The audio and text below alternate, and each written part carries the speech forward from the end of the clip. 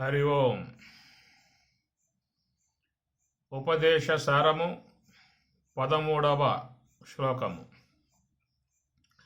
లయ వినాశనే ఉభయరోధనే లయగతం పునః భవతి నో మృతం. లయ వినాశనే ఉభయరోధనే లయగతం పునః భవతి నో మృతం. లయగతం పునః భవతి నో మృతం.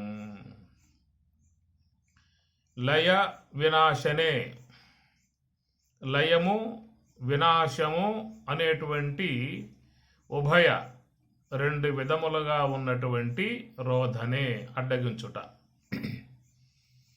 లయగతం పునః భవతి, లయమై ఉన్నటువంటిది లీనమై ఉన్నటువంటిది మరలా ఏర్పడే అవకాశం ఉన్నది. నో మృతం, మరణించినటువంటిది తిరిగి మరలా పుట్టే అవకాశము లేదు. ఇది శ్లోకం యొక్క సామాన్యాంశం. లయ వినాశనే ఉభయరోధనే, అనేక జన్మలుగా చేరి ఉన్నటువంటి సంస్కారములు, జీవుడు అనేక జన్మలుగా వస్తూ ఉన్నాడు. ఆయా దేహాలలో సంపాదించుకున్నటువంటిది, ఆయా శరీరాలలో ఉన్నటువంటి విధానములో జీవుడు సంపాదించుకున్నటువంటివి రెండు ఆస్తులు. ఒకటి భౌతికమై ఉన్నటువంటి ఆస్తి, రెండవది సూక్ష్మదేహ సంబంధమై ఉన్నటువంటి ఆస్తి. స్థూలదేహ సంబంధమై ఉన్న ఆస్తి, సూక్ష్మదేహ సంబంధమై ఉన్న ఆస్తి, ప్రాపర్టీ. స్థూలదేహ సంబంధమై ఉన్నటువంటి ఆస్తులన్నీ కూడా ఈ దేహానికి సంబంధికులై ఉన్నటువంటి వారు వాళ్ళకి చెందుతాయి. కానీ సూక్ష్మ దేహంలో చేరి ఉన్నటువంటి సంపద మాత్రం అది ఎవరో కూడా తీసుకునే అవకాశం లేదు. ఎవరి కర్మ వారే పట్టుకుపోవాల్సి ఉంటుంది. అనేక దేహాలు ధరించి ఆయా దేహాలలో సుఖ దుఃఖాల రూపంగా అనుభవించాల్సి ఉంటుంది. అందుచేత ఈ సూక్ష్మ దేహములో ఉన్నటువంటి ఏ కర్మ అయితే ఉన్నదో అది అనేక జన్మలుగా వస్తూ ఉన్నది. ఆ వచ్చే ఆ కర్మ అనేక జన్మలకు హేతువై ఉన్నది. అనేక జన్మలు ధరించి ఆయా జన్మలలో ఆ కర్మను పుణ్యమై ఉంటేనేమో అది సుఖరూపముగా, పాపము దుఃఖ రూపముగా అనుభవించాల్సి ఉంటుంది. ఇట్లా జీవితంలో మానవులు సుఖ దుఃఖాలు అనేటువంటి పొందుతూ ఉంటారు. పుణ్య విశేషాన్ని బట్టి సుఖము, పాప విశేషం బట్టి దుఃఖము. ఇట్లాగా ఉన్నటువంటి ఈ కర్మ, ఎవరు చేసిన కర్మ వారు అనుభవింపక అనేది కూడా చెప్తారు. కాబట్టి సూక్ష్మ దేహములో ఉన్నటువంటి కర్మ అనేటువంటి దానిని ఎవరికి పంచిపెట్టే అవకాశం లేదు. స్థూల దేహం యొక్క సంబంధమై ఉన్నటువంటి వనరులు ఏమన్నా ఉంటే, మనలో దాతృత్వ బుద్ధి కలిగి ఉంటే మనం వాట్లను మంచి కార్యాలకు వినియోగించవచ్చు. ల్యాండ్ ఉన్నది, ఆలయాలకు దానం చేయవచ్చు, టెంపుల్ నిర్మాణం చేయవచ్చు. డబ్బు ఉన్నది, డొనేషన్ చేయవచ్చు. ఇట్లాగా ఇవ్వటానికి అనుకూలమై ఉన్నది ఏమిటంటే స్థూల దేహ సంబంధమై ఉన్నటువంటి సంపద. ఆ విధంగా చేసినప్పుడు మనకు పుణ్యం అనేటువంటి సంప్రాప్తం అవుతుంది. అది సూక్ష్మదేహంలో చేరుతుంది. ఒకవేళ మరి లోకానికి బాధాకరముగా ప్రవర్తించినట్లయితే తత్సంబంధమై ఉన్న కర్మ పాపము సూక్ష్మదేహంలో ప్రవేశిస్తుంది. కాబట్టి ఈ భౌతికమై ఉన్నటువంటి సంపదలు ఇతరులకి పంచే అవకాశం ఉంటుందేమో కానీ సూక్ష్మదేహములో చేరి ఉన్న కర్మ మాత్రం ఎవరికి ఇచ్చే అవకాశం లేదు, ఎవరికి తీసుకునే అవకాశం లేదు. పరమాత్మ గీతలో కూడా చెప్పిన మాట, నాదత్తే కస్యచిత్ పాపం నచేవ సుకృతం విభు అజ్ఞానేన ఆవృతం జ్ఞానం తేన ముహ్యంతి జంతవః. అజ్ఞానేన, అజ్ఞానము చేత ఆవృతం, ఆవరింపబడ్డటువంటి మరి విధానములో తేన, ఆ కారణం చేత ముహ్యంతి, లోకంలో జీవుల మోహానికి గురై అనేక కార్యములు చేస్తూ ఉన్నారు. వాటి ద్వారా వచ్చేటువంటి కర్మ అయితే ఉన్నదో ఆ కర్మ నేను మాత్రం తీసుకోను అని స్వామి చెప్పేశారు. నా ఆదత్తే, నేను తీసుకోను. సుకృతం దుష్కృతం. అందుచేత గమనించాల్సి ఉంటుంది. సూక్ష్మ దేహంలో పడ్డటువంటి కర్మ ఎవరికి కూడా దానం చేసే అవకాశం లేదు, ఎవరు తీసివేసే అవకాశం లేదు. దేవుడికి ఇచ్చినా కూడా ఆయన నేను పుచ్చుకోనని చెప్పి స్వామి చెప్పేసేసాడు. అది చేసిన పాపం మంచి కార్యములు చేస్తే పోతుంది అనేది కూడా రెండు పుణ్యకార్యముల ద్వారా పాపాన్ని పోగొట్టుకోవచ్చు అని చెప్పాను. పుణ్యకార్యములు చేస్తే పుణ్యం వస్తుంది, పాపం ఎందుకు పోతుంది? పాపకార్యములు చేసావు పాపం వచ్చింది, పుణ్యకార్యములు చేసావు పుణ్యం వచ్చింది. కాబట్టి ఈ పుణ్యం రక్షిస్తుంది, పాపం భక్షిస్తుంది. ఈ రెండు ఉంటాయి, సూక్ష్మదేహంలో పోయేటువంటివి కావు. సూక్ష్మదేహంలో పడ్డ కర్మ అది పోవాలని చెప్పన్నట్లయితే శరీరం ధరించినప్పుడు సుఖ దుఃఖాల రూపకంగా అది పోతుందే తప్ప అది పోయే అవకాశం మాత్రం మరొక విధానంలో లేదు. కాబట్టి ఇట్టి కర్మ అనేటువంటి దానికి అజ్ఞానం రక్షణ వహించి ఉన్నది. మనం సుషుప్తి అనేది పొందుతూ ఉన్నాం. రెండు అవస్థలు అని చెప్పనంటే, ఒకటి యోగ సమాధి, అది అవస్థ అని చెప్పి అనడానికి వీల్లేదు, అది స్థితి. అవస్థ అన్నప్పుడు సుషుప్తి అవస్థ అన్నాం. మరి ఈ సుషుప్తి అవస్థలో ఉన్నదేమిటి? అజ్ఞానం.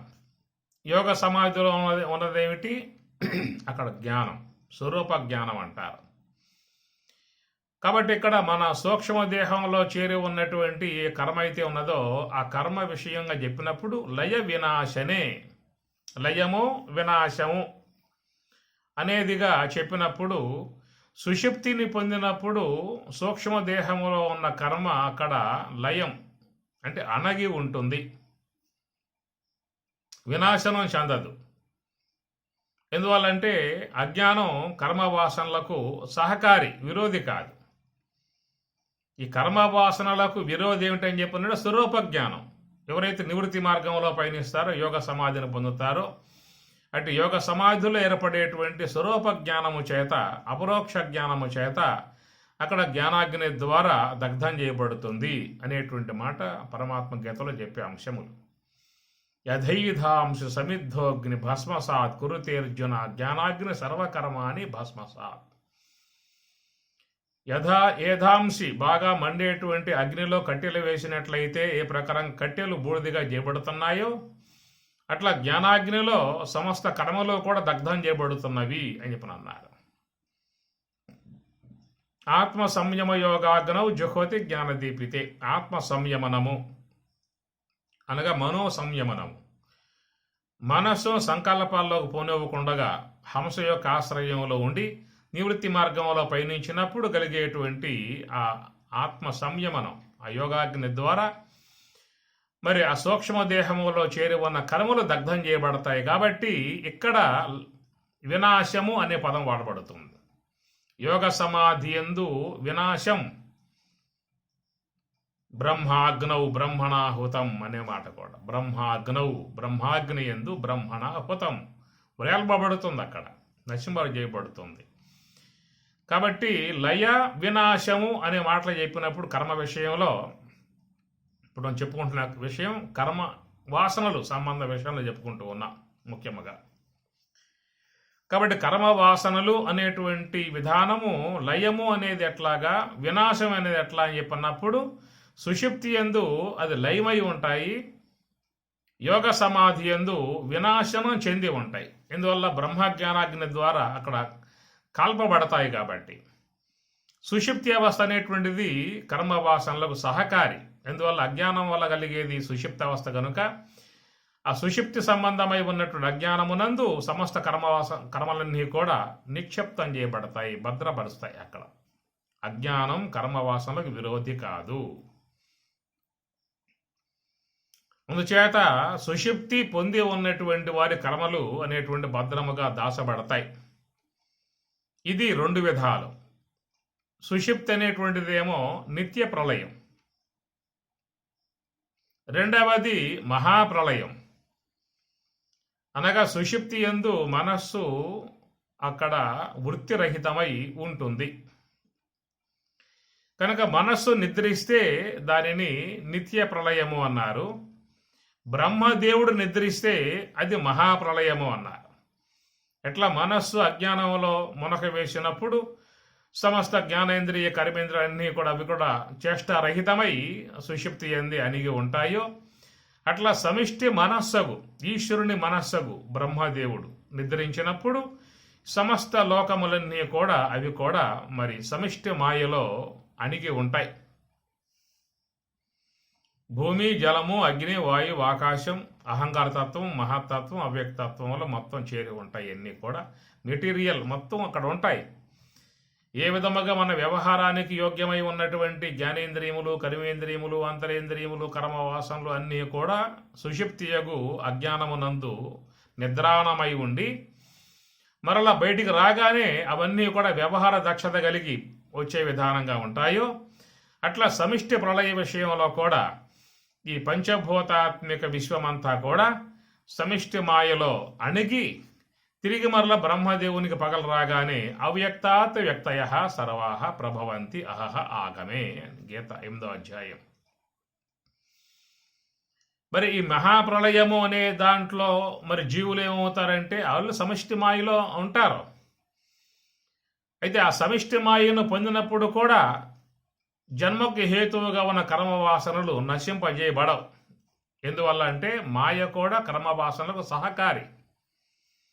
మహాప్రళయముగా చెప్పేటువంటి యొక్క అవ్యక్తతత్వం మాయ అని చెప్పి అంటూ ఉన్నామో, అక్కడ సహస్రయుగ పర్యంతత్తు అహహ బ్రహ్మణ విదు రాత్రం యుగ సహస్రాంతం 1000 మహాయోగముల పర్యంతం జీవుడు తన అజ్ఞానముతో కర్మవాసనలతో చక్కగా ఆ మూల ప్రకృతిలో మాయలో ఉంటారు. అట్లాగే తిరిగి మరలా పగలు రాగానే అవ్యక్తాత్ వ్యక్తయ విశ్వమంతా మళ్ళా మొత్తం వచ్చేస్తుంది. ఏ తస్మాదాత్మన ఆకాశ సంభూత ఆకాశాద్వాయు వాయు అగ్ని అగ్నే ఆప అద్భ్య పృథివీ పృథివ్యాం మోషదయ. ఇట్లా మొత్తం విశ్వమంతా వస్తుంది. ఇదే విషయాన్ని చెబుతూ ముండకోపనిషత్తులో ఒక మాట అంటారు, యథాపూర్వం అకల్పయతు అంటారు. యథాపూర్వం అకల్పయతు ఎట్లా అంటే, యథా అంటే ఒక చెట్టు, మామిడి చెట్టు అనుకుందాం. ఆ మామిడి చెట్టు నుంచి వచ్చినటువంటి గింజ, ఈ చెట్టు శిథిలమైపోయినప్పటికీ కూడా ఆ చెట్టు సంబంధమై ఉన్నటువంటి అంశము ఆ గింజలో ఉంటుంది. తిరిగి మరలా గింజ భూమిలో పెట్టినట్లయితే యథాపూర్వం ఇంతకుముందు ఏ చెట్టు అయితే ఏ యొక్క విధానం కలిగి ఉన్నదో, ఎలాంటి ఆకులు, పిందెలు, కాయలు, రసము, వాటి విధానం, బరుడు ఎలా రూపమై ఉన్నదో అదే రూపం తిరిగి మరలా ఆ గింజ నుంచి వస్తున్నది. అట్లాగా యథాపూర్వం ఈ విశ్వమంతా కూడా సమిష్టి ప్రళయములో లయమైపోయినప్పుడు మొత్తం సమిష్టి మాయలో అవ్యక్తముగా అక్కడ గింజలో వృక్షంలాగా ఈ జగత్ అంతా ఉంటుంది. తిరిగి మరలా వ్యక్తమైనప్పుడు ఈ జగత్తంతా యథాపూర్వం ఇంతకుముందు ఏ ప్రకారముగా విశ్వ ఆకారములు కలిగి ఉన్నాయో, ఋతువులు కానీ, కాల పరిణామం కానీ, విశ్వముల పదార్థములు కానీ ఇవన్నీ కూడా యథావిధిగా మొత్తం వచ్చేస్తాయి. ఎట్లా గింజ నుంచి మొక్క మహా వృక్షం వచ్చినప్పుడు ఆ వృక్షానికి ఆకులు కానీ, పిందెలు కానీ, పూత కానీ, కాయలు కానీ, వాటి రసాలు కానీ ఎట్లయితే యథాపూర్వం ఇంతకుముందు ఆ చెట్టు ఏ విధంగా ఉన్నదో అదే చెట్టు ఆకారం వచ్చినట్లుగా మరలా సృష్టి ఆరంభంలో జగత్ అంతా కూడా అదే ప్రకారముగా వస్తుంది అని చెప్పన్నప్పుడు ఆ వచ్చిన విధానములో జీవులు కూడా ఆ సమిష్టి మాయలో ఉన్న జీవులు కూడా తిరిగి మరలా జన్మలకు వాళ్ళు వస్తూ ఉన్నారు.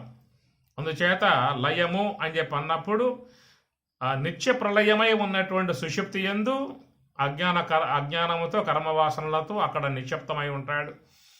సమిష్టి ప్రళయములో కూడా సమిష్టి మాయలో కూడా 1000 మహాయుగముల పర్యంతం వరకు సమిష్టి మాయలో ఉండి తిరిగి మరలా విశ్వ ఆవిర్భావం అయినప్పుడు మళ్ళీ జీవులు వచ్చే విధానం ఉంటుంది. కాబట్టి ఇది లయ విధానము.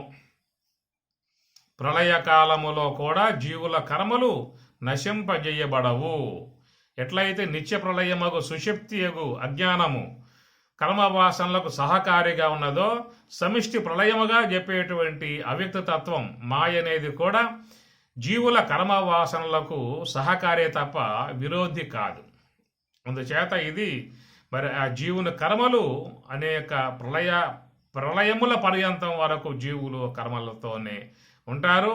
భూత్వా ప్రళీయతే, మళ్ళా విశ్వం లయం అవుతూ ఉంటుంది, ఆవిర్భావం అవుతూ ఉంటుంది. ఈ జీవులు కూడా సమిష్టి మాయలో ఉండి మళ్ళీ ఆవిర్భావం అవుతూ ఉంటారు. ఈ ప్రకారముగా ఈ జీవులు వాళ్ళ ప్రయాణం ఎప్పటి నుంచో ఆరంభం చేయబడి ఉన్నది.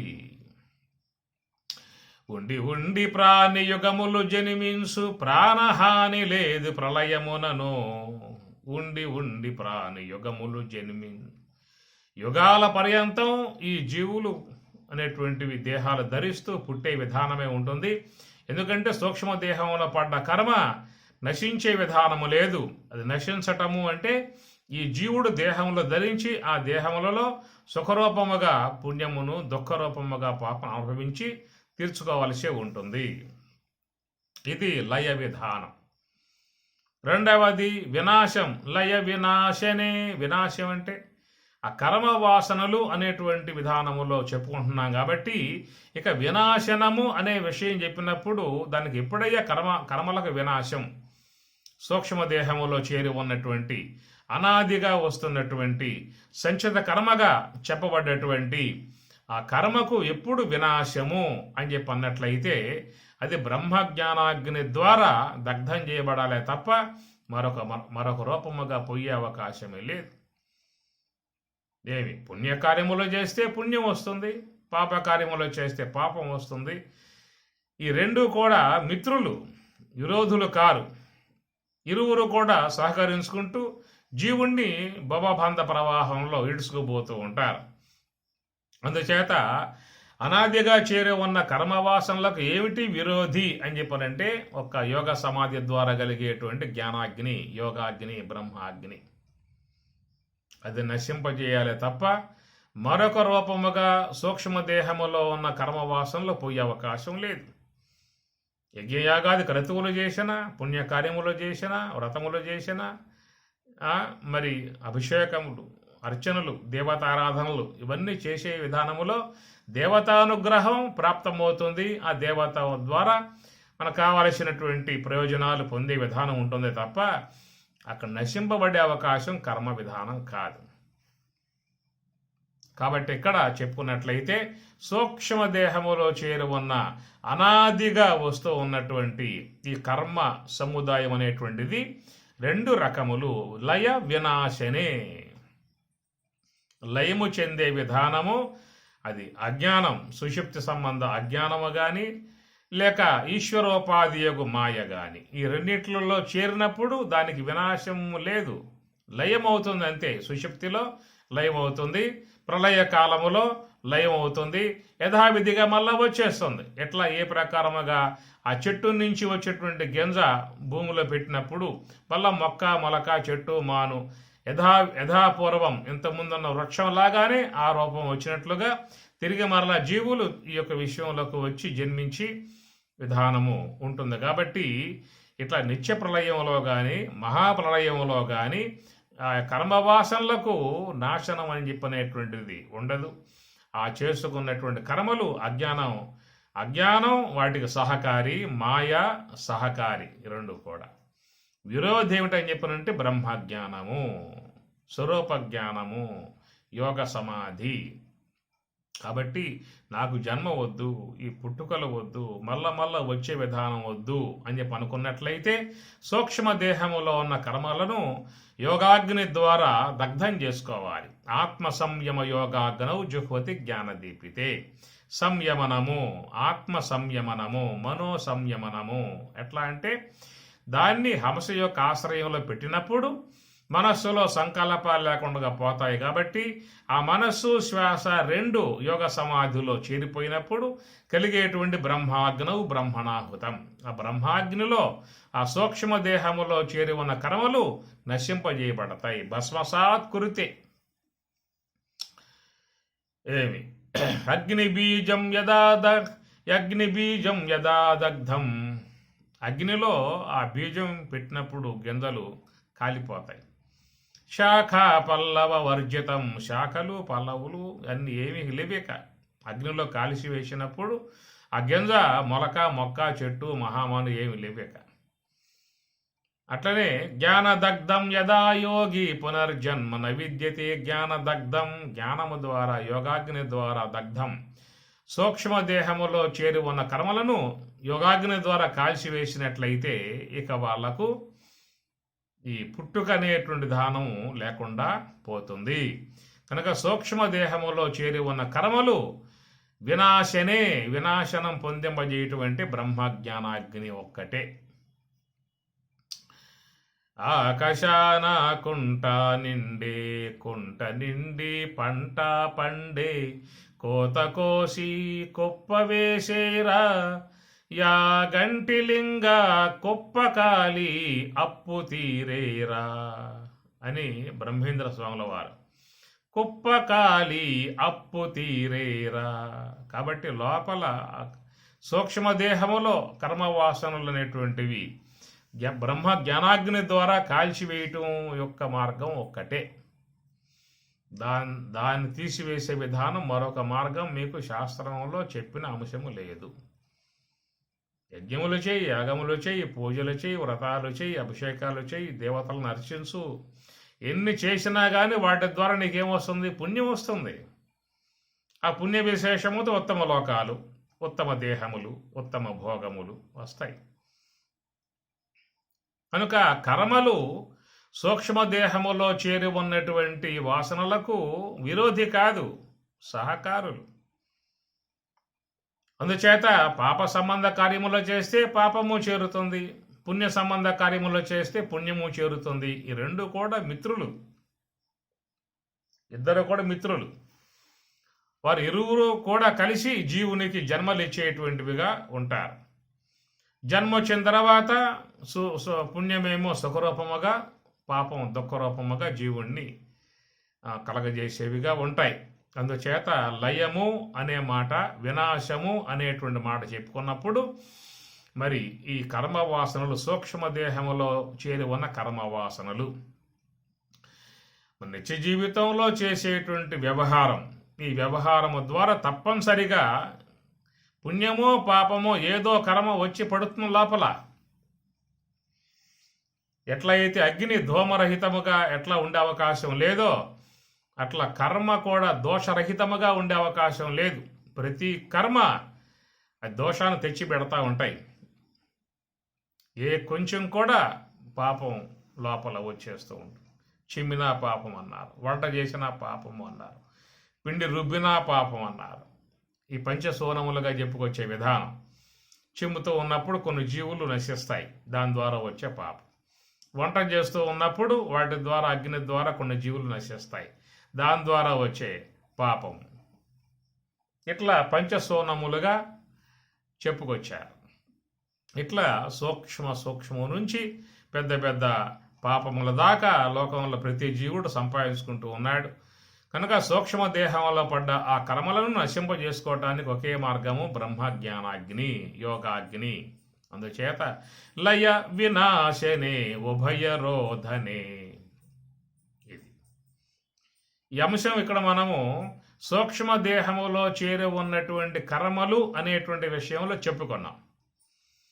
రెండవ విధానం ఏంటని చెప్పనంటే, ఈ సూక్ష్మదేహం, ఇంద్రియాత్మికమై ఉన్నటువంటి సూక్ష్మదేహం.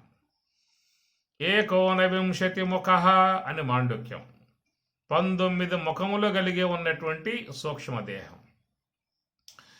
మరి ఈ సూక్ష్మదేహము అనేటువంటిది అది కూడా సుషుప్తి అవస్థ యందు మరి అణగి ఉన్నది. ఎట్లా కర్మవాసనలు సుషుప్తి అవస్థలో, జన్మకి హేతువులుగా ఉన్న కర్మవాసనలు సుషుప్తి అవస్థలో అణిగి ఉన్నాయో, అట్లా ఇంద్రియాత్మికమై ఉన్నటువంటి సూక్ష్మదేహము కూడా సుషుప్తి యందు అక్కడ అణిగి ఉన్నది. లయము. మరి ఆ సుషుప్తి యందు సూక్ష్మదేహము అణిగి ఉన్నది అని చెప్పి అన్నప్పుడు యోగ సమాధిలో వినాశనం చెందుతుందా, అక్కడ అణిగి ఉంటుందా అనేది ఇక్కడ మనం విచారించాల్సిన అంశం. కర్మల యొక్క విషయంలోనేమో సుషుప్తి అవస్థ యందు అణిగి ఉంటాయి, యోగ సమాధిలో దగ్ధం చేయబడతాయి, వినాశం అనే మాట చెప్పుకున్నాం. అట్లా సూక్ష్మదేహ విషయంలో కూడా సుషుప్తి అవస్థలో ఇంద్రియాత్మిక సూక్ష్మదేహం అణిగి ఉంటుంది, అంటే లయమవుతుంది. యోగ సమాధి యందు అది పూర్తిగా వినాశం చెందుతుంది అని చెప్పుకునే అవకాశం ఏమన్నా ఉన్నదా? యోగ సమాధిలో మనస్సు ఉన్నదా లేదా అనేది కూడా ప్రశ్నార్థకం. యోగ సమాధిని పొందినప్పుడు అక్కడ మనస్సు పూర్తిగా వినాశనం చెంది ఉంటుంది అనే మాట సాధారణంగా అందరూ చాలామంది వాడుతూ ఉంటారు. వినాశం అయిపోయింది, యోగ సమాధిలో పూర్తిగా వినాశనం చెందింది, లయం కావటం కాదు, వినాశనం అయిపోయింది అనే మాట. యోగ సమాధిని పొందినప్పుడు గనక మనసు అనేది పూర్తిగా వినాశము. వినాశం అంటే ఏం చెప్పుకున్నాం? అసలు ఉనికి లేకుండా పోవటం వినాశం. దాని ఉనికే లేదేక. ఎట్లా వినాశం అనే మాట చెప్పుకోవాల్సి వస్తుందో చెప్పుకున్నట్లయితే, ఉదాహరణగా పాలు కాసి తోడేశాం, అది పెరుగయింది. అంటే ఏమిటి? పాలు అనేటువంటి పూర్తిగా అంతరించాయి. అక్కడ పాల అనేటువంటి యొక్క అంశం ఏమి లేదేక, కేవలం పెరుగే. పాలు అంతరించాయి, పెరుగు అనేది ఉన్నది. తిరిగి మరలా పెరుగు పాలు కావు, అది వినాశం. వెన్న కాశాం అనుకోండి, వెన్న ఏమవుతుంది? నెయ్యి అయ్యింది. అంటే వెన్న తన రూపం పూర్తిగా కోల్పోయింది, నెయ్యి రూపంలో ఉంది. ఇప్పుడు అటు వెన్న లేదు, దాని పూర్తి వినాశం అని చెప్పిన అన్న. కాబట్టి లయం కావటం, వినాశం కావటం అనేది చూసినట్లయితే, ఇప్పుడు మీ ఇంటి వద్ద ఒక చెట్టు ఉన్నది, మొండ్ల చెట్టు. అది రాకపోకలకు చాలా ఇబ్బంది కలగజేస్తూ ఉన్నది. ఒక రోజున కత్తి తీసుకుని భూమట్టానికి సమూలముగా మొత్తం కొట్టేశావు. నెలకాలం అయిన తర్వాత చూస్తే మళ్ళా కొమ్మలు బయటకు వచ్చేసాయి, మళ్ళా చెట్టు యథావిధిగా పెరిగి ఉన్నది. ఈ విధముగా రావటాన్ని లయము. కొట్టేశాం మొత్తానికి భూమట్టానికి, కానీ లోపల దుంప ఉన్నదిగా. దుంప ఉన్నంతకాలం మొక్కలు మళ్ళా వస్తూనే ఉంటాయి. ఒక పూట భూమంతా బాగా తవ్వి లోన ఉన్న దుంపతో కూడా మొత్తం పీకేసావు అనుకో, అది వినాశం. ఈ మొక్క వచ్చే అవకాశాలు లేవు. ఎప్పటికప్పుడు కొమ్మలు కొట్టేసుకోవడం భూమట్టం దాకా లయము, లోన ఉన్న దుంపతో కూడా మొత్తం తీసేయటం వినాశం. అది కాబట్టి ఈ ప్రకారముగా వినాశం అన్నప్పుడు యోగ సమాధిని పొందినప్పుడు, యోగ సమాధిలో ఈ సూక్ష్మదేహం, ఇంద్రియాత్మకమై ఉన్న సూక్ష్మదేహం లయమై ఉన్నదా, వినాశనం అయ్యిందా అనే విషయం. వినాశం చెందింది, ఇక అది లేదిక, పూర్తిగా వినాశం అయిపోయింది అని చెప్పినట్లయితే వానికి బయటకు వచ్చే అవకాశాలు లేవు.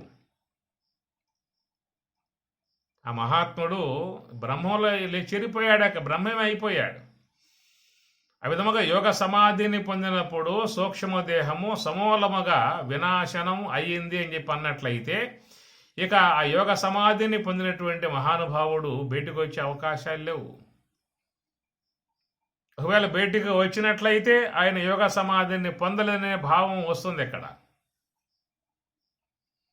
కాబట్టి యోగ సమాధిలో అది లయము అనే చెప్పాల్సి వస్తుంది. ఎట్లా సుషుప్తి అవస్థ యందు లయమయ్యిందో, యోగ సమాధి యందు కూడా సూక్ష్మదేహం లయమయ్యింది. లయమయ్యింది కాబట్టి మళ్ళా అది వచ్చే అవకాశం ఉన్నది. వచ్చే అవకాశం ఉంది కాబట్టి మహాత్ములు బయటకు వచ్చి మరి అందరితో మాట్లాడుతూ ఉన్నారు. యోగ సమాధి యొక్క సంబంధమై ఉన్న అనుభవాన్ని చెప్తూ ఉన్నారు. యోగ సంబంధమై ఉన్నటువంటి గ్రంథాలను, అనుభవ సంబంధ అంశాలు రాస్తూ ఉన్నారు. ఇట్లా యోగ సమాధిని పొందినప్పుడు కనుక అది లయమైపోయింది, వినాశం చెందింది, లయం కాదు వినాశం చెందింది చెప్పి అన్నట్లయితే ఇక వాళ్ళు బయటకు వచ్చే అవకాశం లేదు. యోగ సమాధి సంబంధమై ఉన్న అంశం ఎవరు చెప్పే అవకాశాలు లేవు. ఒకవేళ చెప్పినా కానీ ఆయన యోగ సమాధిని పొందిన వ్యక్తి కాదురా అనాలిసి వస్తుంది. ఎందుకు యోగ సమాధిని పొంది ఉంటే సూక్ష్మదేహం నాశనం అయిపోయింది కాబట్టి ఇక బయటకు వచ్చే అవకాశం లేదు. ఇక బయటకు వచ్చాడంటే నాశనం కాలేదు అని అర్థం వస్తుంది. అంటే యోగ సమాధిని పొందలేదని చెప్పి అర్థం వస్తుంది.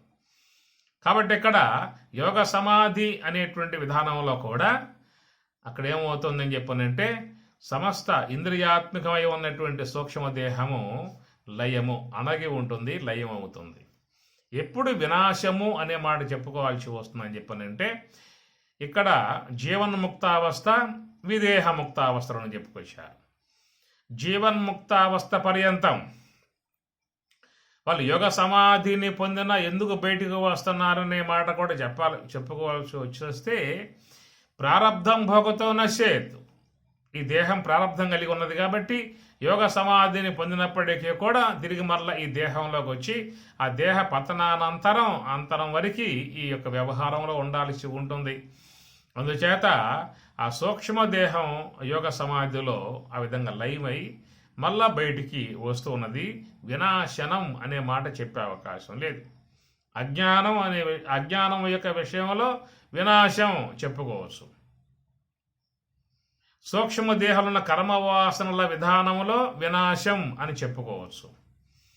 కానీ ఇంద్రియాత్మకమై ఉన్నటువంటి సూక్ష్మదేహం వినాశం అని చెప్పావు అంటే ఇక వాళ్ళు తిరిగి వల్ల జాగ్రత్త అవస్థకు వచ్చే అవకాశం లేదు, నీకు బ్రహ్మ విద్యను బోధించే అవకాశం లేదు. ఇక వస్తున్నారు అంటే లోపల సూక్ష్మదేహము అది వినాశం కాలేదు, లయం అయ్యింది కాబట్టి వస్తూ ఉన్నారు.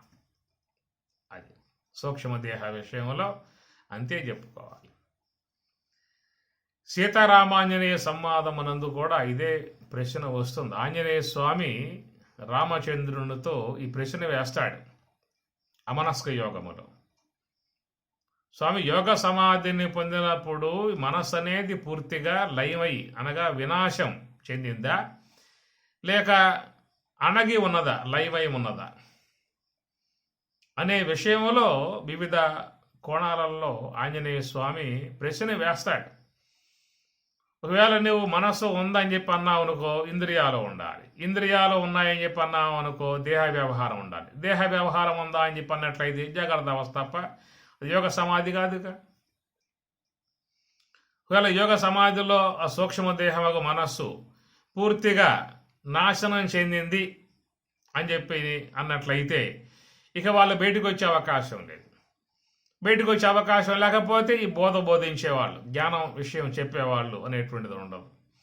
జ్ఞానం చెప్పే అవకాశం లేకపోతే ఇక లోకంలో ఎవరికి మరి ఆ స్వరూప జ్ఞానంలో విషయంలో పయనించే అవకాశం ఉండదు అనే విధానములో ఆంజనేయ స్వామి ఈ రెండు అంశముల విధానములో రామచంద్రుణ్ణి అడిగినప్పుడు రామచంద్రుడు అక్కడ చెప్పుకొస్తాడు. యోగ సమాధి యందు మనస్సు అనేది ఉన్నది అన్నాడు. సీతారామాంజనేయ సంవాదము అమనస్క యోగములో ఆంజనేయ స్వామి అడిగినటువంటి ప్రశ్నకు జవాబుగా రాముడు చెప్తున్నమాట యోగ సమాధి యందు మనస్సు అనేది ఉన్నది అన్నాడు. ఎట్లా ఉన్నది అనే మాటకి ఎండలో దీపమున్నట్లుండుననగా అన్నాడు ఉదాహరణ. ఎండలో దీపమున్నట్లుండుననగా ఎట్లా ఉన్నది అక్కడ మనస్సు అంటే, ఇప్పుడు దీపం ఉందనుకోండి, అది అంధకారములో తన ప్రభావం చూపుతుంది. తన ప్రకాశం విధానములో అంధకారాన్ని దూరంగా పారద్రోలి దగ్గర ఉన్న వస్తువులను తెలియజేస్తూ వ్యవహారానికి అనుకూలముగా ఆ దీపం ఉన్నది. అదే సూర్యోదయం అయింది మధ్యాహ్నం సమయంలో బయట ఆ దీపం పెట్టినట్లయితే ఆ ఎండలో దీపం ఎట్లా ఉంటుంది? దానివల్ల ఎలాంటి ఉపయోగాలు లేవు. అదేమన్నా సూర్యుని ప్రకాశింపజేస్తుందా? సూర్యుని ప్రకాశింపజేసే విధానం లేదు. ఈ విధానముగా ఆంజనేయ స్వామికి రామచంద్రుడు ఎండలో దీపమున్నట్లుండుననగా అని అక్కడ పదం వాడతాడు. అట్లా యోగ సమాధిలో కూడా చేష్టారహితమై వృత్తిరహితమై కేవలం జడాత్మికముగా ఉండే విధానము, అది ఉన్నంత మాత్రముతో యోగ సమాధికి వచ్చే బాధ అనేది ఏమి లేదని చెప్పని అన్నాడు. అలా ఉన్నది కాబట్టే తిరిగి మరలా వాళ్ళు ఉత్థానావస్థకి జాగ్రత్త అవస్థకు వస్తూ ఉన్నారు. తిరిగి మరలా మరి వ్యవహారం చేస్తూ ఉన్నారు. వారు ఏ అనుభవాన్ని పొందారో యోగ సమాధిలో అనుభవాన్ని భక్తులకు అందిస్తూ ఉన్నారు. వాళ్ళు కూడా ఆ యోగ సమాధిని పొందే విధానముగా వాళ్ళ మంచి మార్గాన్ని బోధించి నివృత్తి మార్గంలో పోయేదిగా వాళ్ళు చెప్పేదిగా ఉన్నది కాబట్టి ఆ మనస్సు ఉండబట్టే రావటం అయింది. మనసు లేకపోతే వచ్చేదేముంది ఇంకా బయటికి, అటే వెళ్ళిపోవటమే. అందుచేత యోగ సమాధిని పొంది బయటికి వచ్చే విధానములో సూక్ష్మదేహం అనేటువంటిది లయమై ఉన్నది వస్తుంది. వినాశన చెందల లయమై ఉన్నది వస్తూ ఉన్నది. ఇట్లాగా వీళ్ళని జీవన్ముక్తులు అన్నారు. ప్రారంధం ఉన్నంతకాలం జీవన్ముక్తులుగా ఉంటారు. వాళ్ళు యోగ సమాధికి పోతారు, బయటకు వస్తూ ఉంటారు, లోక వ్యవహారం చేస్తూ ఉంటారు. విదేహముక్తి అని చెప్పనన్నా, విదేహముక్తి అని చెప్పనంటే ఆ ప్రారంధం అయిపోయినప్పుడు ఆ తర్వాత వాళ్ళు బ్రహ్మములో చేరిపోతూ ఉన్నారు. ఇక ఏషా బ్రాహ్మీ స్థితి పార్థ నయనాం ప్రాపి విముహ్యతి స్థిత్వాస్యాం అంతకాలేపి బ్రహ్మ నిర్వాణం మృచ్యతి. కాబట్టి ఈ ప్రకారముగా బ్రహ్మానుభవాన్ని పొంది ఉన్నటువంటి యోగ సమాధిని పొంది ఉన్నటువంటి మహాత్ములు మరి ఈ యొక్క ప్రారంధం ఉన్నంతకాలం ఈ ప్రకారముగా బయటికి వస్తూ లోనికి పోతూ ఉండే విధానంగా వాళ్ళు చేసుకుంటారు. ప్రారంధం అయిపోయిన తర్వాత ఈ దేహం పతనమవుతుంది. ఇక సూక్ష్మదేహం బ్రహ్మములో విలీనమైపోతుంది. అప్పుడు వినాశము అన్నారు. జీవన్ముక్తావస్థలో వినాశము అంటే విదేహముక్త అవస్థలో వినాశము, జీవనముక్త విధాన పర్యంతం అది లయము, లయము వినాశము. ఇక వాళ్ళు బ్రహ్మములో బ్రహ్మమే అయిపోయే విధానం. సూక్ష్మదేహం పూర్తిగా అక్కడ వినాశమైపోయింది అని చెప్పిన అర్థం. కాబట్టి అందుచేత ఇక్కడ చెప్పినట్లయితే మరి లయము అనే విధానం రెండు చెప్పుకున్నాం. ఇక్కడ ఒకటేమో సుషుప్తి, మరొకటేమో యోగ సమాధి. సుషుప్తికి యోగ సమాధికి దగ్గర సంబంధం. ఇక్కడ ఇంద్రియాలు అణిగి ఉంటాయి, ఇక్కడ ఇంద్రియాలు అణిగి ఉంటాయి. అయితేనేంటి సుషుప్తిలో అజ్ఞానం ఉంటుంది, యోగ సమాధిలో జ్ఞానం ఉంటుంది, బ్రహ్మ జ్ఞానాగ్ని ఉంటుంది. సుషుప్తి ప్రారబ్ధాధీనం, అది అందరికీ లభ్యమయ్యే విధానం. యోగ సమాధి ప్రయత్నాధీనం, ప్రయత్నం చేస్తేనే లభ్యమయ్యేటువంటి విధానం. కాబట్టి ఇక్కడ కర్మవాసనలో యోగ సమాధిలో కర్మవాసనలు నాశనం చేయబడతాయి. సుషుప్తిలో కర్మవాసనలు లయపరుస్తాయి. లయ వినాశనే అనేది కర్మవాసనల విషయంలో చెప్పుకోవాల్సి వస్తుంది. అజ్ఞానం కూడా మరి సుషుప్తిలో అజ్ఞానం అనేది ఉంటుంది, యోగ సమాధిలో అజ్ఞానం పూర్తిగా అంతరిస్తుంది అనే విషయం. కనుక ఈ తేడాను బట్టి యోగ సమాధికి సుషుప్తికి చెప్పేటువంటి మాట. ఇక సూక్ష్మదేహ విషయంగా చూసినట్లయితే ఈ సమస్త ఇంద్రియములు కూడా మరి యోగ సమాధిలో అవి లయం అవుతాయే తప్ప వినాశం అనే మాటగా చెప్పే అవకాశం లేదు. భగవద్గీతలో స్వామివారు ఒక చోట చెప్పుకొచ్చే మాట,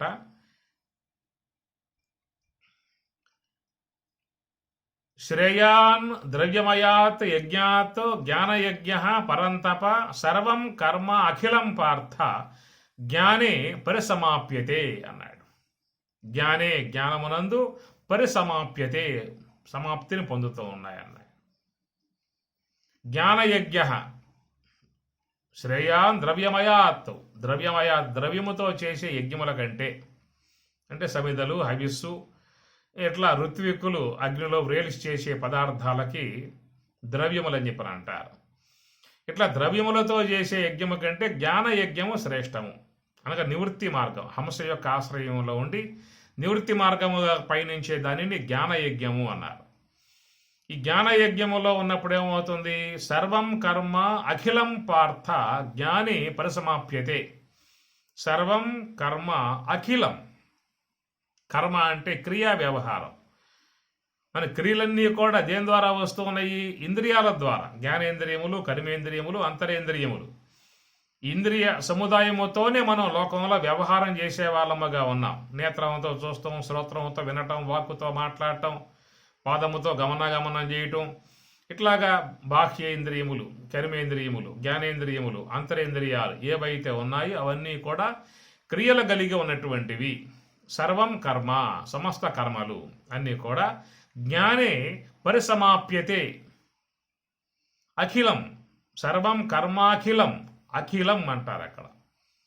ఇక్కడ అఖిలం ఆ కకారం మామూలు కకారం అయితేనేమో అఖిలం అంటే అన్ని అని చెప్పి అర్థం వస్తుంది. అఖిలం అనగా ఒత్తు ఖ, అది అఖిలం. ఖిల అంటే చెడిపోవటం.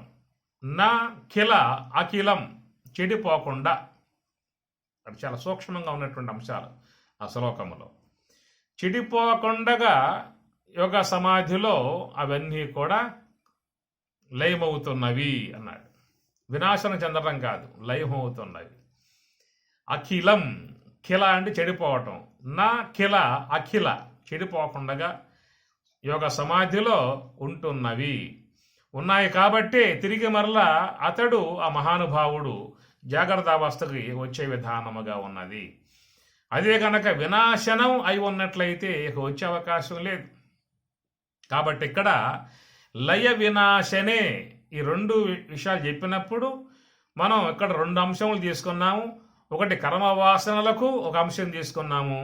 రెండవది కర్మవాసనలకు ఆశ్రయమై ఉన్నటువంటి సూక్ష్మదేహ విషయము తీసుకున్నాము. కర్మవాసనలు అనేటువంటివి సుషుప్తిలో లయము అని, యోగ సమాధిలో వినాశము అనేది చెప్పుకోవాల్సి వస్తుంది.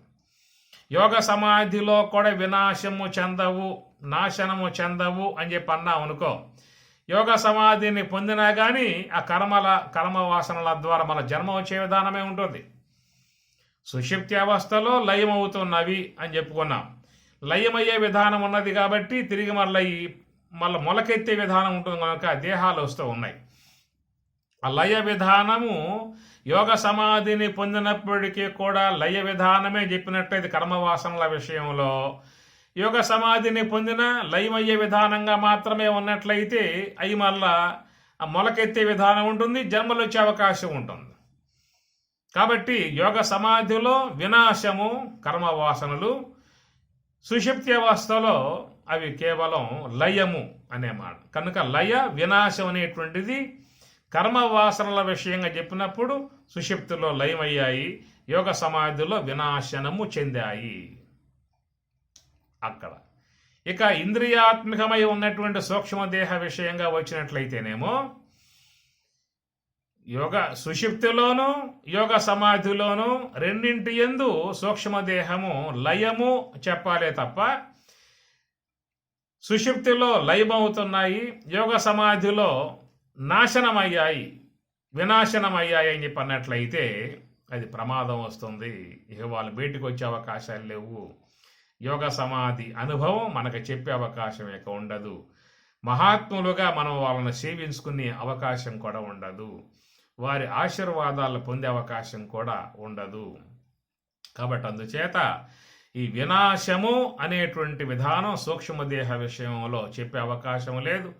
ఎట్లా సుషుప్తిలో లయమవుతున్నాయో అట్లా యోగ సమాధిలో కూడా సూక్ష్మదేహం లయమవుతున్నాయి. వినాశనం ఉన్నప్పుడు ఆ దేహములో చేరి ఉన్న కర్మ వాసనలు అనేటువంటి వాటి యందు మాత్రమే వినాశము అనే అంశము కలుగుతుంది. రెండవది బ్రహ్మజ్ఞానాగ్ని ద్వారా తప్తం చేయబడ్డాయి కాబట్టి సమస్త ఇంద్రియములలో ఉన్నటువంటి దోషాలు కూడా తొలగింపజేయబడతాయి. సూక్ష్మదేహం పూర్తిగా అగ్ని ద్వారా శుద్ధం చేయబడింది. అగ్ని శుద్ధి అని అర్థం. దేహాన్ని ఏ ప్రకారముగా జల శుద్ధి చేస్తూ ఉన్నామో అట్లా సూక్ష్మదేహం అనేటువంటిది యోగ సమాధిలో బ్రహ్మజ్ఞానాగ్ని ద్వారా అగ్ని శుద్ధి చేయబడింది, పవిత్రం చేయబడింది. ఆ సూక్ష్మదేహంలో చేరి ఉన్న మాలిన్యాలు మొత్తం తొలగింపజేయబడ్డాయి. ఆ సూక్ష్మదేహంలో చేరి ఉన్నటువంటి కామ, క్రోధ, లోభ, మోహ, మద, మత్సరాది గుణాలన్నీ కూడా కాల్పబడ్డాయి, దగ్ధం చేయబడ్డాయి. కాబట్టి ఆ గుణములు బ్రహ్మజ్ఞానిని బాధించేవిగా ఉండవు. అదే మనం సుషుప్తికి పోయొచ్చాం అనుకోండి, అవి బాగా పచ్చిగా ఉంటాయి. అవి లయమయ్యాయి తప్ప వినాశనం కాలేదు. అందుచేత సుషుప్తిని పొంది వచ్చినప్పుడు పూర్వం లాగానే ఆ సూక్ష్మదేహంలో చేరి ఉన్న గుణాలు, కామ, క్రోధ, లోభ, మోహాది గుణాలు యథావిధిగానే ప్రవర్తించేవిగా ఉంటాయి. అలాంటి విధానము యోగ సమాధిని పొంది వచ్చినటువంటి మహాత్ముల యందు ఆ గుణాలు అనేటువంటివి వారిని బాధించేవిగా ఉండవు. బ్రహ్మ జ్ఞానాగ్ని ద్వారా దగ్ధం చేయబడి ఉన్నాయి కాబట్టి అవి కేవలం ఒక నామమాత్రముగా ఉండే విధానమే తప్ప అవి బ్రహ్మజ్ఞానిని బాధించేటువంటివిగా ఉండవు. కాబట్టి దీన్ని సూక్ష్మదేహము అనేటువంటి దానిని అగ్నిశుద్ధి చేయటము, అనేక జన్మలుగా చేరి ఉన్నటువంటి మాలిన్యములన్నిటినీ కూడా బ్రహ్మజ్ఞానాగ్ని ద్వారా వినాశనము కావింపబడి సూక్ష్మదేహం పవిత్రము కావటం, శుద్ధము కావటం, ఆ శుద్ధమై ఉన్నటువంటి సూక్ష్మదేహముతో వ్యవహారం ఉంటుంది. పవిత్రమై అగ్ని ద్వారా పవిత్రం చేయబడ్డటువంటి ఆ సూక్ష్మదేహముతో వాళ్ళ వ్యవహారం ఉంటుంది. కాబట్టి వాళ్ళ చూపులు పవిత్రము, వాళ్ళ వినికిడి పవిత్రము, వారి మాట పవిత్రము, వారి ఆచరణ పవిత్రము, వాళ్ళ గమనము పవిత్రము. ఈ ప్రకారముగా వాళ్ళ లోకానికి హితముగా, లోకానికి మేలు చేసే విధానముగా వాళ్ళ జీవన విధానం అనేటువంటిది ఉంటుంది. అందుచేత లయ వినాశనే ఉభయరోధనే, కాబట్టి ఈ ప్రకారముగా లయము వినాశం అనేటువంటి ఉభయ మార్గములు రోధనే అడ్డగించే విధానము రెండు విధానములు కలిగి ఉన్నాయి. లయగతం పునః భవతి, లయగతం ఈ లయమును పొంది ఉన్నటువంటివి పునః మరలా భవతి ఏర్పడుతూ ఉంటాయి. నో మృతం, మృతం ఏవైతే నశింపజేయబడ్డాయో, ఏమి వినాశనం చేయబడ్డాయో అవి తిరిగి మరలా వచ్చే అవకాశము లేదు. ఎట్లయితే గింజను కాల్చినట్లయితే దాని నుంచి ఏ ప్రకారముగా మొక్క, మొలక, చెట్టు, మాను అనేటువంటివి లేవో అట్లాగా దానిని వినాశము అని చెప్పి అన్నారు. ఆ ప్రకారముగా పూర్తిగా లేకుండా పోవటం అనేటువంటి విధానము సూక్ష్మదేహ విషయంలో చెప్పుకున్నప్పుడు జీవన్ముక్తి పర్యంతము అవి ఆ సూక్ష్మదేహ సంబంధమై ఉన్న ఇంద్రియాలు వ్యవహారం కలిగి ఉంటాయి. లోపలికి యోగ సమాధికి పోతారు, బయటికి వస్తారు, జీవన్ముక్తి పర్యంతం ఉంటాయి. విదేహముక్తిని పొందినప్పుడు అక్కడ యొక్క సూక్ష్మదేహం పూర్తిగా మరి వినాశం, అందువల్ల వాళ్ళకి తిరిగి రారు. యద్గత్వాన నివర్తంతే తద్ధామ పరమం మమ, యత్తగత్వా యత్తు ఏ యొక్క స్థానమును పొందినట్లయితే మళ్ళా తిరిగి వాళ్ళు రారో అలాంటి తత్ధామ పరమం మమ, నా యొక్క ధామం, అది బ్రాహ్మీ ధామము. వారు కేవలం బ్రహ్మరూపులైపోయారు. బ్రహ్మవేద బ్రహ్మైవ భవతి, వారు బ్రహ్మమే అయి ఉన్నారు. కనుక అట్టి వారికి పునరావృత్తి మళ్ళా జన్మకు వచ్చే విధానం అనేటువంటిది ఉండదు. ఎందువల్ల అంటే ఇంద్రియాత్మికమై ఉన్నటువంటి సూక్ష్మదేహము కూడా వినాశనము అయిపోయింది కాబట్టి. అది కాబట్టి ఇక్కడ చూసినట్లయితే ఒకటి మరణావస్థ, మరొకటి సుషుప్తి అవస్థ, రెండు అవస్థలే. మరొకటి యోగ సమాధి, ఇది అవస్థగా చెప్పే అవకాశం లేదు. కనుక మరణావస్థ యందు కూడా సమస్త సూక్ష్మదేహము, కర్మవాసనలు అన్నీ కూడా ఉంటాయి. తిరిగి మరల ఇంకో దేహం ధరించి లోకంలోకి రావటం లాంటిది ఉంటుంది. మరణావస్థలోనూ వినాశనము చెందవు, సుషుప్తి అవస్థలోనూ వినాశనము చెందవు. ఒక యోగ సమాధిలో మాత్రమే వినాశనము చెందే విధానము. వినాశనము చెందటం అంటే జన్మకు హేతువుగా ఉన్న అజ్ఞానం వినాశనం చెందుతుంది. జన్మకు హేతువుగా ఉన్నటువంటి కర్మవాసనలు వినాశనం చెందే విధానం ఉంటుంది. వ్యవహార దక్షత కలిగి ఉన్నటువంటి సూక్ష్మదేహం మాత్రం వినాశనం చెందకుండా ఉండుట. అయితే ఏమవుతుంది? సూక్ష్మదేహం అంటే అగ్ని శుద్ధి చేయబడుతుంది కాబట్టి ఒక పవిత్రత ఆ సూక్ష్మదేహములో వస్తుంది. ఆ పవిత్ర విధానమును బట్టి వాళ్ళ వ్యవహారం కూడా పవిత్రముగా ఉండే విధానము కలిగి ఉంటారు. కాబట్టి ఇక్కడ చెప్పినట్లయితే అనేక జన్మలకు హేతువుగా ఉన్నటువంటి కర్మ వాసనలను మరి నశింపజేసుకోవటము అని చెప్పనేటువంటి మాటగా చెప్పినట్లయితే ఒక బ్రహ్మజ్ఞానాగ్నిని బ్రహ్మజ్ఞానాగ్ని ద్వారా మాత్రమే వినాశము. అనాదిగా మనలో చేరి ఉన్న మూలా విద్య అజ్ఞానం అనేది కూడా వినాశము అని చెప్పనంటే ఆ రెండు వినాశనము చెందే విధానము స్వరూప జ్ఞానము, యోగ సమాధి, 4వ అనుభవము యోగ సమాధి. చాలామంది విచారణ మాత్రమే చేస్తూ ఉంటారు. విచారణ చేసి నా జ్ఞానం కలిగింది, నేను బ్రహ్మజ్ఞానం పొందాను అని చెప్పనే భావనగా, మాట మాత్రముగా, ఒక భావన మాత్రముగానే వాళ్ళు ఉంటారు. అలాంటి విధానములో లోన చేరి ఉన్నటువంటి మూలా విద్య కానీ, సూక్ష్మదేహములో చేరి ఉన్న కర్మవాసనలు కానీ అవి నశింపచేయబడవు. కాబట్టి నివృత్తి మార్గములో పయనించినట్లయితేనే అది మోక్షానికి మార్గముగా భగవద్గీత బోధించే అంశం. ప్రవృత్తించ బంధం, నివృత్తించ మోక్షం. 18వ అధ్యాయం. ప్రవృత్తి మార్గంలో పోతే అది బంధం, నివృత్తి మార్గంలో పోతే మోక్షము. ఎందువల్ల నివృత్తి మార్గం హంస యొక్క ఆశ్రయం ద్వారా నివృత్తి మార్గంలో పయనించినప్పుడు ఆ సూక్ష్మదేహములో చేరి ఉన్న జన్మలకు హేతువుగా ఉన్న కర్మవాసనలు బ్రహ్మ జ్ఞానాగ్ని ద్వారా దగ్ధం చేయబడతాయి.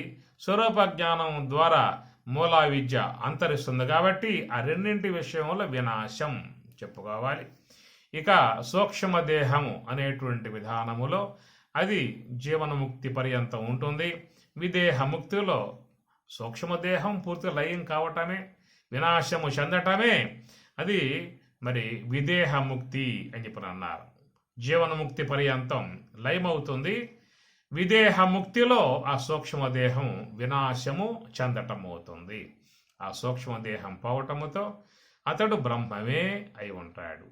బ్రహ్మమే తానై ఉన్నటువంటి స్థితిలో ఉండే విధానం కలుగుతుంది. కాబట్టి ఈ ప్రకారముగా అక్కడ రమణ భగవానుల వారు లయ వినాశము అనే 2 అంశాల మీద మనకి యొక్క చక్కటి అంశం చెప్పుకొచ్చారు. లయ వినాశనే ఉభయరోధనే లయగతం పునః భవతి నోమృతం, లయగతం పునః భవతి నోమృతం. హరి ఓం తత్సత్. ఓం